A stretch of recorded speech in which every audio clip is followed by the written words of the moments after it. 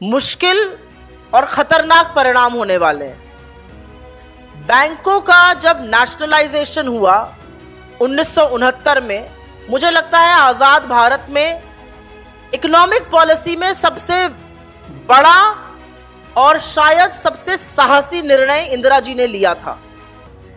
कुछ निजी क्लचेस से बैंकिंग को निकाला गया, निजी हाथों से, और पब्लिक सेक्टर बैंक्स बनाए गए, क्योंकि ये सिर्फ आर्थिक संस्थान नहीं है, ये सामाजिक न्याय का, सामाजिक एम्पावरमेंट का एक टूल बने, एक जरिया बने। देश के उन इलाकों में जहां पर प्राइवेट बैंक आज भी झांकने नहीं जाना चाहता है, वहां पर आपको पब्लिक सेक्टर बैंक की शाखा जरूर मिलेगी। चाहे कृषि हो, लघु मध्यम उद्योग हो, मछुआरे हो, कॉटेज इंडस्ट्री हो, इनको ऋण देने में प्राइवेट सेक्टर बैंक आज भी कतराते हैं। उनको प्रायोरिटी लेंडिंग पर ऋण देने का काम, कर्जा देने का काम, सहायता करने का काम पब्लिक सेक्टर बैंक्स ने किया। पिछड़े क्षेत्रों के विकास में इन्होंने मदद करी फंड्स देकर। तो पब्लिक सेक्टर बैंकों को सिर्फ एक आर्थिक संस्थान के रूप में नहीं, सामाजिक न्याय, सामाजिक सशक्तिकरण का एक माध्यम बनाकर देखना पड़ेगा।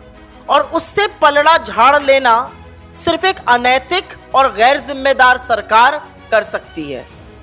लेकिन ये जो परंपरा है, बेच डालो, सेल लगा दो, फायर सेल लगती है वो कर दो, इंडिया ऑन सेल कर दो, बेचे जाओ पार्टी की ये जो परंपरा है, ये उसके डीएनए का पार्ट बनता जा रहा है।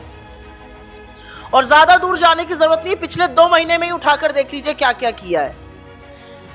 इस देश के हर व्यक्ति को किसी चीज पर विश्वास हो ना हो, एलआईसी पे विश्वास जरूर होता है। और उसकी लाइन भी है, जिंदगी के बाद भी, जिंदगी के साथ भी। एलआईसी जैसे ऑर्गेनाइजेशन का गलत लिस्टिंग करना, गलत समय पर लिस्टिंग करना का यह परिणाम है कि एलआईसी की वैल्यू का करीब $18 बिलियन समाप्त हो चुका है, नष्ट हो चुका है। यह उसके वैल्यूएशन का 1/3 हिस्सा है। इसका जवाब कौन देगा? इतने बड़े संस्थान का, जिस पर इस देश के लोग विश्वास करते हैं, उसका इस तरह का मूल्यांकन करके इस तरह से विनाशकारी आईपीओ लाके आपको क्या मिला? $18 बिलियन का लॉस है।